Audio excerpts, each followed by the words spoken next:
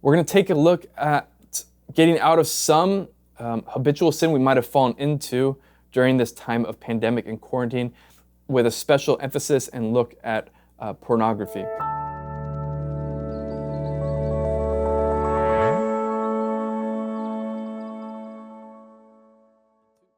Hey, I'm Father Mark Mary with the Franciscan Friars of the Renewal, and this is Ascension Presents. The reason I bring this up is if you've seen the headlines, it's been pretty prevalent, and it's been confirmed through my pastoral ministry and some conversations I've had with some of the other friars, some of the other priests, is that in this season, this extended season of pandemic and quarantine, a number of people have started to fall back into habitual sin. Perhaps it's a sin they were sort of struggling with at some level, and they just got into it to a different degree. Or perhaps it's something that they had kicked for a period of time, and now they picked up again. And in some ways, you know, it's not terribly surprising. If you've done work with those who are sort of trying to get out of addiction, perhaps AA, something like that, you might have heard this acronym. The acronym is HALT, and it stands for hungry, angry, lonely, tired. And the idea behind it is if you're experiencing one of these emotions or one of these feelings, you're going to be more vulnerable to whatever that weakness is. If you're hungry, if you're angry, if you're lonely, if you're tired, it can be a self-medication, it can be a checking out. Whatever reason it leads you towards this behavior, you're going to be more vulnerable to it. And so a lot of people during quarantine, during pandemic, maybe they felt lonely. Maybe there was an added stress or anxiety of fear, and that added stress can make us more vulnerable. Or as well, you know, it's not in the acronym, but I think boredom can also be an occasion where we're more vulnerable to falling into sins and dealing with sort of the base desires. And it could be a wide variety of things. It could be online shopping. It could be gambling. It could be alcohol. If you've paid attention, like alcohol sales seem to have gone through the roof. It can be pornography. If you've fallen back into it, it's not because you think it's okay. It's just, for many folks, there's a weakness. There's a tendency compounded by the situation, especially because it was an extended situation that might have led you back to the sin. So just for the generic one, we're gonna specifically look at pornography. All right, this happened. Let's make a firm amendment of the will. Let's get to confession. Let's ask God's grace, and let's start to make these steps out of it. Like little by little, we got to stop. We got to stop the momentum. We got to stop growing sort of the taste and the habit. Start strengthening the will. Start saying no. Start leaving the sin again behind. And I'm going to look at pornography, and we're going to look at it specifically. Some of the movements, it's kind of universal to these other sins of the flesh. But the reality is this: probably if you're struggling with pornography, and that has picked up again, particularly in this time of pandemic and quarantine, you don't think it's okay, right? You intellectually, you don't want it. Intellectually, it makes sense of some of how it's negative, some of how it hurts other people. Like the whole field, the whole world is just rotten to its core, and many of us know that. What I'm gonna do here is just share a little encouragement, like, yeah, okay, we wanna start leaving behind.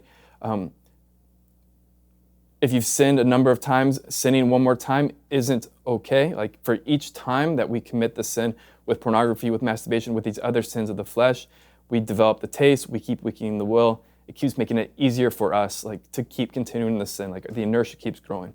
We can't just keep doing it because we've been doing it for a period of time. Like we gotta stop the tide, we gotta kick the habit and start poco a poco making the pilgrimage out of this sin with God's grace, absolutely.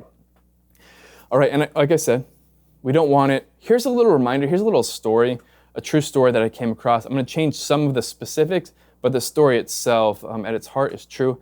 As a reminder that pornography is not a victimless crime, and that the end of pornography and its fruit, it's just terribly evil. And I was a young friar doing some college campus ministry, and one of the Bible studies we were doing was for actually some of the coaches on campus, some of the Catholic coaches. And there was this one consistent member. She was about a 28-year-old woman. She'd been a D1 athlete, and she'd come every week. And what I observed was that, like just the other married young couple, she wouldn't talk about her husband.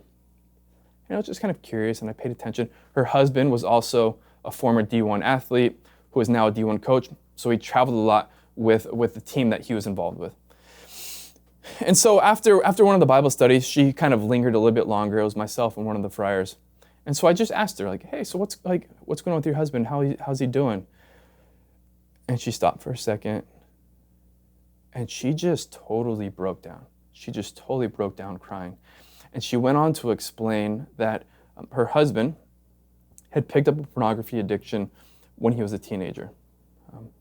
And now, right, so it was about 12 years ago. Slowly but surely the habit grew. And the way it affected him, like his threshold, what he desired, like it kept getting more intense, more extreme. And she sort of made this comment, like she made this comment of, like, in tears, like, I feel like I have a PhD in pornography, because she'd been doing so much research about its effects, how to kick it.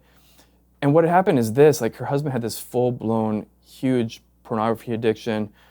There was a charge on the credit card for like $20,000 at some club in another country. And it had gotten to the point, like, he had no desire to be intimate with her. And she just felt totally rejected. She felt totally unworthy. She felt totally unloved. And it's all because her husband had this addiction. And her husband had been enslaved to it to this point that, like, his capacity to really love his wife had been killed. And it was just such a heartbreaking moment to be here in front of this beautiful, talented, accomplished young woman with her whole future ahead of her. And her husband, because of this pornography addiction, because of this sinful behavior that he'd been doing, like, anonymously, right, behind a screen, a type of sin which people sometimes refer to as a victimless act or victimless sin, had totally crushed her. And I share that story just as a reminder, like, these, on so many different levels, like, lives are being crushed and lives are being destroyed by pornography. And the addiction, like, the appetite is going to keep getting more intense, and going to keep growing. Like, my brothers and sisters, whoever you are, if you're struggling with it, let's ask God's help. Let's ask God's help, and let's really begin again, leaving the habit behind, walking in freedom, seeking grace, seeking reconciliation, seeking conversion, and seeking the happiness, the holiness, and the wholeness that we are made for. It is possible with God's grace. Light shines in the darkness does not overcome it. But little by little, poco a poco, let's start growing. Let's start leaving the habit behind. It is possible. There is hope for you.